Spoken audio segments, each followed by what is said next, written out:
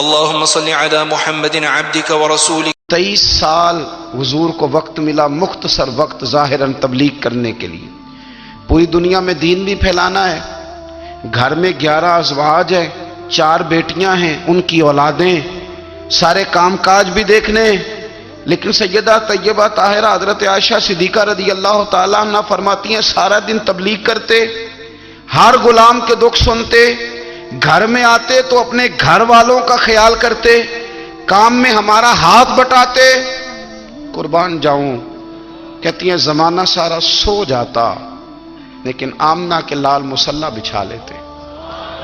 دنیا سو گئی، ساری سب سو گئے، جو خدام تھے، وہ جو غلام تھے، وہ سو گئے۔ صحیح مسلم میں لفظ ملیں گے، سیدہ پاک فرماتی ہیں او میرے نبی کے غلاموں، میں نے یہ رنگ بھی دیکھا ہے کہ حضور نے اتنا کھڑے رہے، اتنا قیام کیا، اتنا قیام کیا کہ مقدس پیروں میں ورم آ گئے، سوج گئے پیر۔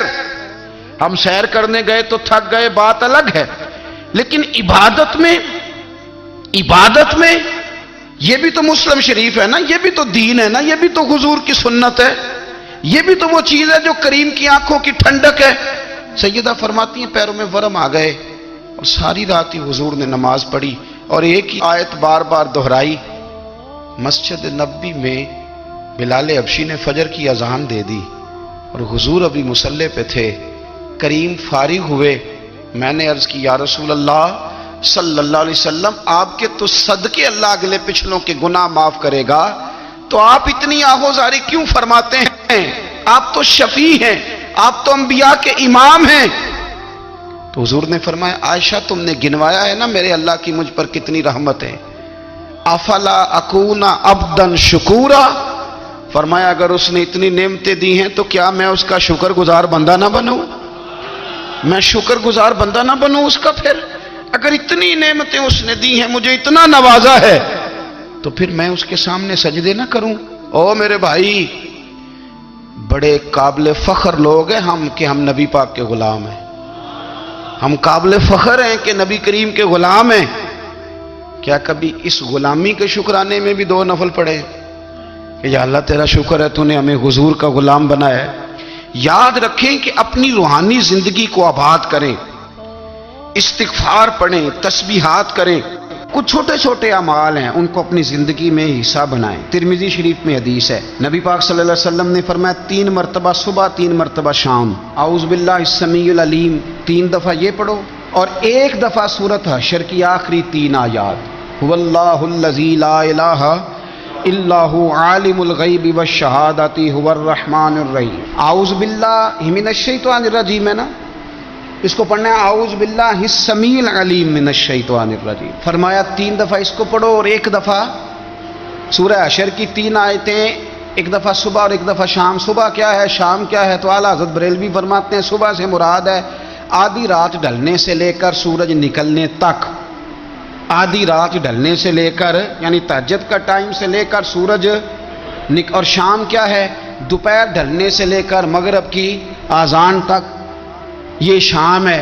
اب سن لیں، یہ ترمذی کی حدیث ہے سیاستہ کی، نبی پاک نے فرمایا جس نے 3 مرتبہ اعوذ باللہ پڑھی اور 1 بار سورہ حشر کی آخری 3 آیتیں پڑھی، 1 دفعہ صبح پڑھے، 1 دفعہ شام پڑھے، نبی کریم علیہ السلام فرماتے ہیں اگر صبح پڑھے گا تو 70,000 فرشتے شام تک، اور اگر شام کو پڑھے گا تو 70,000 فرشتے صبح تک پڑھنے والے بندے کی مغفرت کی دعا مانگتے رہیں گے۔ چلے میں تو اس بات پہ بھی بڑا راضی ہوں کہ پہلی دفعہ اہل سنت میں ایسا ہو رہا ہے کہ وظیفہ ملنے پر لوگ نعرے لگا رہے ہیں، ورنہ وظیفہ بتائیں تو کہنے میں بھی پڑھیں گے پر کوئی تویز بھی لکھ چھڑو ماڑا گیا۔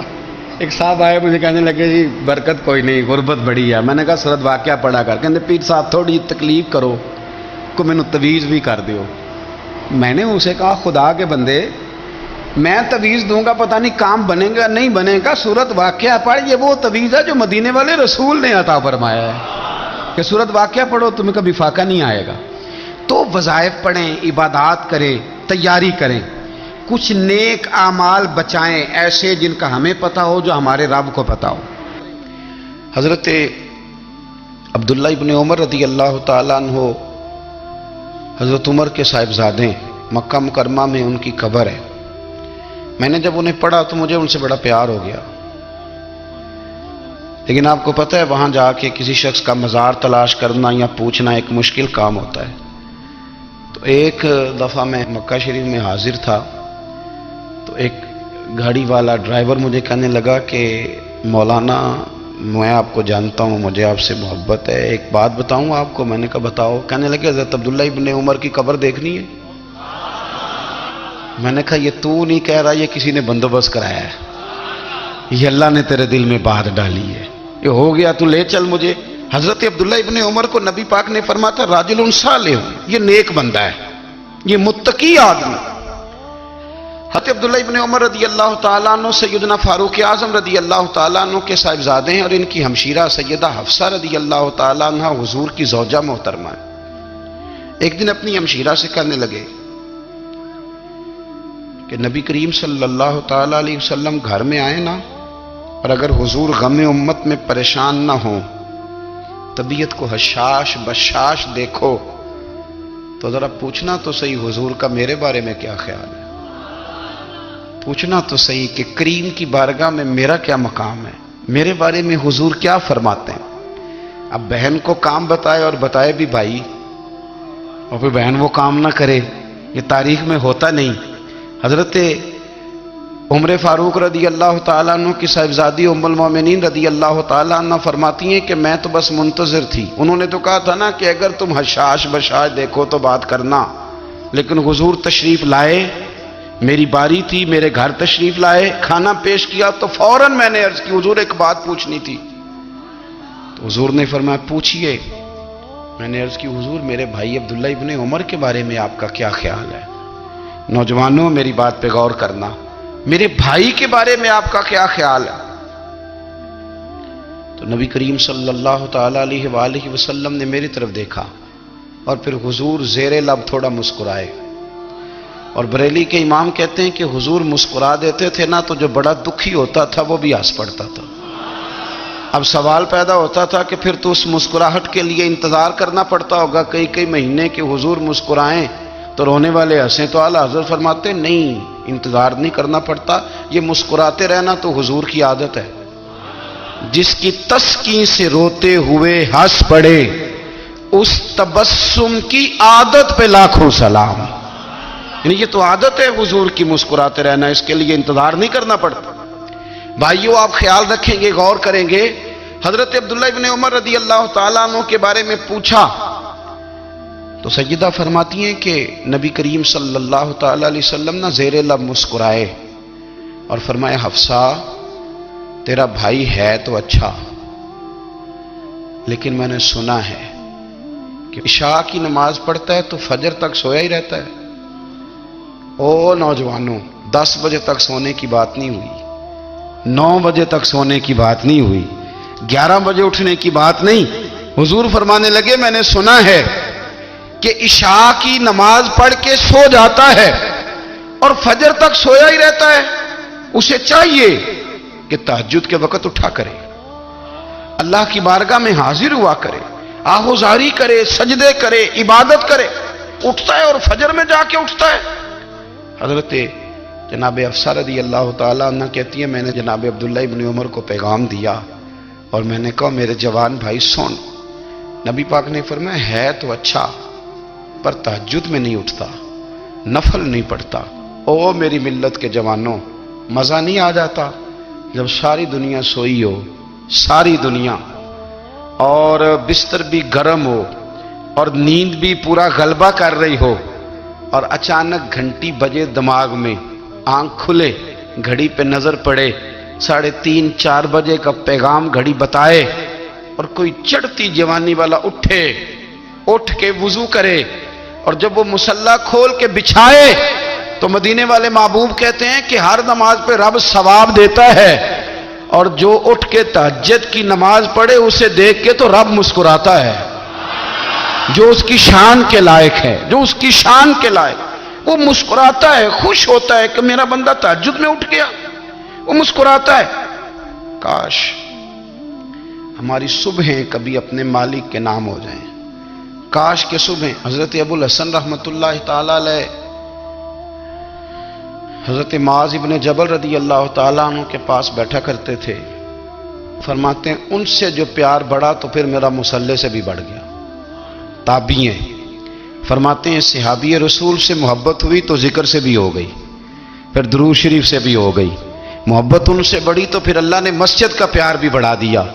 آپ فرماتے ہیں کہ میری ہر وقت طبیعت چاہتی تھی کہ بس اللہ اللہ کروں, بس اللہ اللہ کروں, بس نہ میں ذرا تھوڑی جان چھڑاؤں لوگوں سے, کو 10 منٹ ملے تو میں کو 4 نفل پڑھ لوں, میں تھوڑا سا نہ بچوں لوگوں سے, اور مجھے تسبیح ملے تو میں نہ کچھ 400-500 دفعہ استغفار پڑھوں, سبحان اللہ, الحمدللہ, اللہ اکبر, لا حول ولا قوت الا باللہ, میں نہ تسبیحات پڑھوں.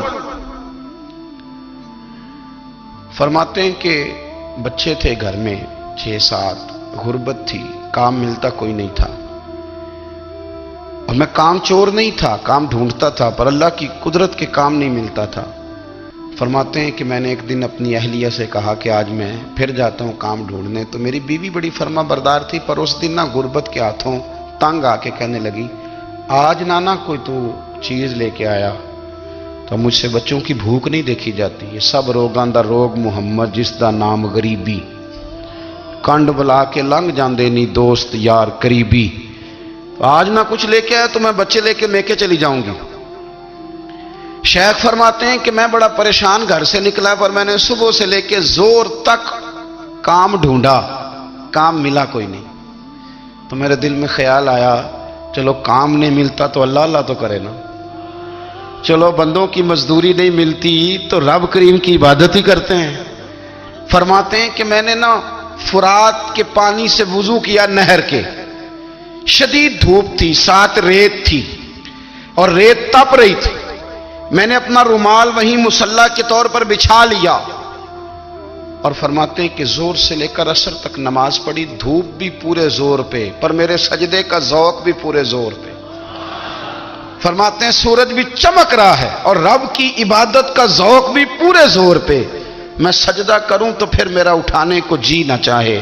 میرے استاد لکھا کرتے تھے, یہ ان کا شعر ہے, وہ کہا کرتے تھے مجھے سوز دے, مجھے ساز دے, اور مجھے نیم شب کا نیاز دے, دم سجدہ خود کو میں توڑ دوں, مجھے ایسا ذوق نماز دے. اور میں تیری بہار کا پھول ہوں, میں کھلا بھی ہوں تو تیرے لیے, مجھے میری شاخ سے توڑ لے, مجھے اپنی زلف کا ناز دے. بھائی فرماتے ہیں کہ عصر تک میں نے نفل پڑھے, دل ڈھلنے لگا, عصر کی نماز پڑھی اور میں وہاں سے چلا. اب میں جب نکلنے لگا تو دل میں خیال آیا کہ چھوٹی چھوٹی دیواریں ہیں گھر کی, بغیر کچھ لیے جاؤں گا تو بیوی دور سے دیکھے گی تو شور کرے گی کہ پھر خالی ہاتھ آ گیا ہے. کہتے میں نے اپنے اسی رومال میں جس پہ میں نے نماز پڑھی تھی نا, رومال میں کی آخی دے پنجابی جسافہ کہتے ہیں, اسی میں نا میں نے کچھ ریت بھر لی کہ وہ دور سے دیکھے گی تو سمجھے گی کچھ لے کے آیا ہے, چلو جا کے اسے بتا دوں گا کہ آج پھر مزدوری نہیں ملی. کہتے ہیں وہ ریت لے کر جب میں گھر میں گیا تو پہلے بیوی دروازے پہ کھڑی ہوتی تھی, پوچھتی تھی خالی ہاتھ آ گئے ہو؟ آج میں نے دیکھا تو ہے ہی کوئی نہیں. فرماتے ہیں میں اندر داخل ہوا, سلام لیے, کونے میں میں نے وہ رومال رکھ دیا اور میں نے آواز دی کہ بھلی مانس کہاں ہو؟ تو وہ کہنے لگی آپ منہ ہاتھ دھو لیں, میں روٹی لے کے آئی. میں نے کہا روٹی کہاں سے آ گئی؟ یہاں تو کئی دنوں کے فاقے, تو کئی دنوں کی غربت ہے, یہاں تو اس گھر میں تو فقیری ہے. فرماتے ہیں کہ وہ روٹی لے کے آئی اور اس وقت کی جو موجودہ نعمتیں تھیں, سمجھ لیں سلاد, اچار, ہر چیز ساتھ لائی. میں نے کہا کہ بچے کہاں گئے؟ کہنے لگی وہ کھانا کھا کے کھیلنے گئے, آپ کھانا کھا لیں آ جاتے ہیں. کھانا اس نے چن دیا.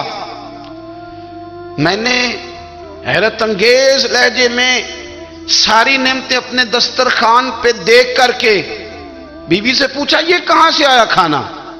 بچوں کو تو نے کہاں سے کھانا کھلایا؟ یہ سارا کچھ کیسا ہے؟ تو کہنے لگی پتہ نہیں آج آپ کس کریم کی مزدوری کرنے چلے گئے تھے, پتہ نہیں کس کریم کی. میرے گھر میں تو اتنی نعمتیں آئی ہیں کہ مجھ سے سنبھالی نہیں جا رہی, اتنا اناج ہے, اتنا گندم ہے, کس کریم کے دروازے آج چلے گئے تھے؟ یہ کہتے کہتے وہ اٹھی اور اٹھ کر کے کہنے لگی پہلے ہی بڑا کچھ آیا تھا, اب کیا لے آئے ہو؟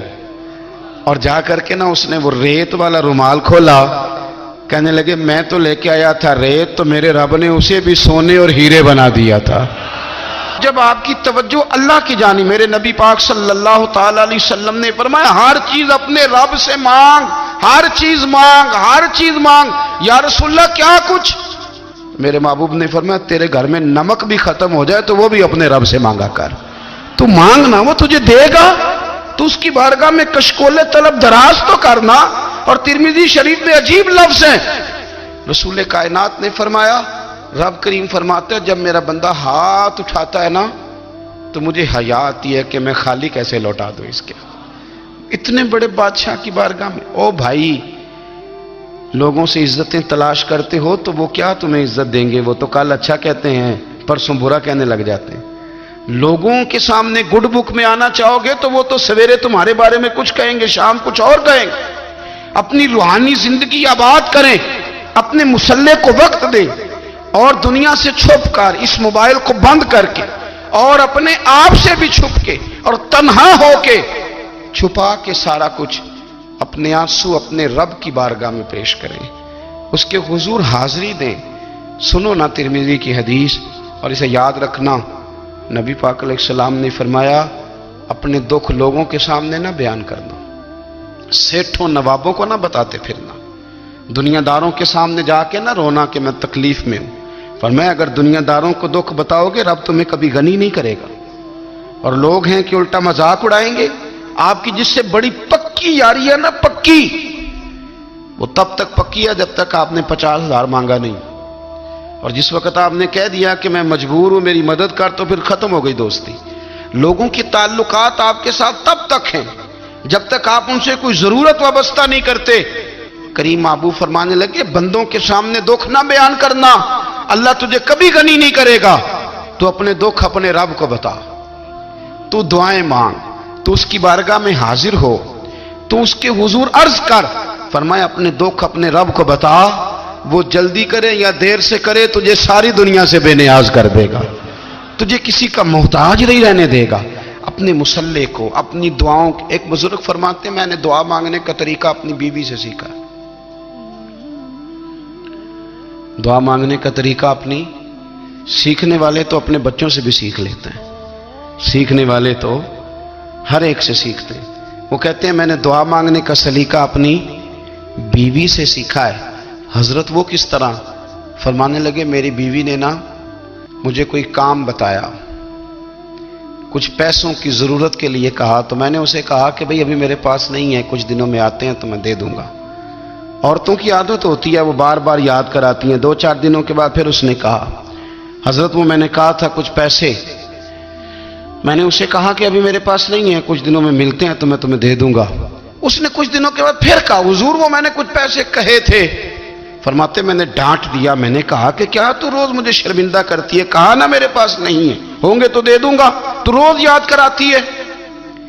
فرماتے ہیں اس نے پہلے تو میری ڈانٹ کو سہا، پھر میرے سخت جملوں نے اس کی آنکھوں میں آنسو پیدا کر دیے، پھر اس نے اپنے آنچل میں اپنے اس دکھ کو سمیٹا، اور پھر اس نے ایک جملہ کہا تو میں رو پڑا، اور مجھے اپنے رب سے مانگنے کا طریقہ آ گیا۔ مجھے کہنے لگی حضرت جی آپ نے ڈانٹ دیا میں نے سہ لیا، پر آپ ہی میرے شوہر ہیں، بتائیں نا آپ سے نہ کہوں تو میں کس سے جا کے کہوں۔ فرماتے ہیں میں رو پڑا، اور میں کھل کے رویا، اور میں تڑپ کے رویا، اور پھر میری سسکیاں بند گئیں۔ تو مجھے کہنے لگی آپ کو کیا ہوا؟ میں نے کہا مجھے بھی دعا مانگنی آ گئی ہے، جب میں اسے کہوں گا نا اللہ تو ہی میرا رب ہے، میں تجھ سے نہ کہوں تو میں کس سے جا کے کہوں؟ میں کیوں کسی بندے سے سوال کروں؟ میں کیوں کسی دنیا دار سے کہوں؟ میں تیرے بندوں کا، نیک بندوں کا وسیلہ لے کے، تیرے محبوب کی غلامی لے کے تیری بارگاہ میں آیا، تجھ سے نہ مانگوں تو کس سے مانگوں؟ سمجھ آ گئی ہے جب میں اس رنگ میں مانگوں گا تو پھر رب میرے اوپر بڑا ہی فضل فرمائے گا، وہ میرے اوپر بڑی رحمت کرے گا، وہ میرے لیے آسانیاں کرے۔ عزیز دوستو ہم اس طرح کرنے لگ گئے ہیں کہ ہم نے نا اپنے تعلقات پر اعتماد کرنا شروع کر دیا ہے۔ میرے تعلقات بہت ہیں، ہم نے اپنی دولت پر اعتماد کرنا شروع کر دیا ہے، میرے پاس دولت بہت ہے۔ ہم نے اپنے علم پر، اپنی شہرت پر اعتماد کرنا شروع کر دیا ہے کہ میرے پاس فلاں چیز بہت ہے۔ یاد رکھنا جب بے نیاز اپنی صفت بے نیازی دکھاتا ہے تو بڑی بڑی دولتوں والے مجبور نظر آتے ہیں۔ بھائیوں، جب انسان کا رشتہ اپنے مالک کے ساتھ ہوتا ہے پھر تو غم بھی کچھ نہیں کہتے، پریشانیاں بھی کچھ نہیں کہتی، پھر تو زندگی صبر والی، پھر تو زندگی توکل والی، پھر تو زندگی بھروسے والی، پھر انسان اپنے آپ کو رسوا نہیں کرتا، دنیا داروں سے امیدیں اس کی ختم ہو جاتی، امیدیں اللہ رسول سے لگا لیتا ہے، مضبوط ہو جاتا ہے، مضبوط، طاقتور ہو جاتا ہے، خوددار ہو جاتا ہے، باوقار باعزت ہو جاتا ہے۔ حضرت بہلول دانا رحمت اللہ علیہ بیٹھے تھے تو ہارون رشید حج کر کے آ رہا تھا، تو رستے میں حضرت شیخ سے ملاقات ہو گئی تو السلام علیکم کے بعد کہنے لگا حضور کوئی حکم ہو تو بتائیے گا۔ تو حضرت بہلول دانا فرمانے لگے تیرا رب کون ہے؟ اس نے کہا اللہ۔ تو فرمایا میرا کون ہے؟ کہا اللہ۔ فرمانے لگے تو بڑا ہی بیوقوف ہے، کیا تو یہ سمجھتا ہے کہ رب ہارون رشید کو تو دے گا اور بہلول دانا کو بھول جائے گا؟ تیرا بھی وہی رب ہے، میرا بھی وہی رب ہے، اس نے اگر تجھے دے کے آزمایا ہے تو ہو سکتا ہے مجھے نہ دے کے آزما رہا ہو، جب اس کی حکمت کے تقاضے ہوں گے تو عطا کرے گا اور دے گا، تو جا اپنا کام کر۔ بھائی اپنی روحانی زندگی، اپنی عبادات، اپنے وظائف، اپنے روزمرہ کے معاملات، اپنی دعائیں، اپنا استغفار، دیکھو کوئی مشکل کام تو نہیں، 2 رکوع ہیں سورہ واقعہ کے اگر رات کو پڑھ لی جائے تو۔ میں کس طرح یہ بات بیان کروں کہ تعویذ بانٹنا آسان ہے اور وظیفہ بتانا مشکل ہے؟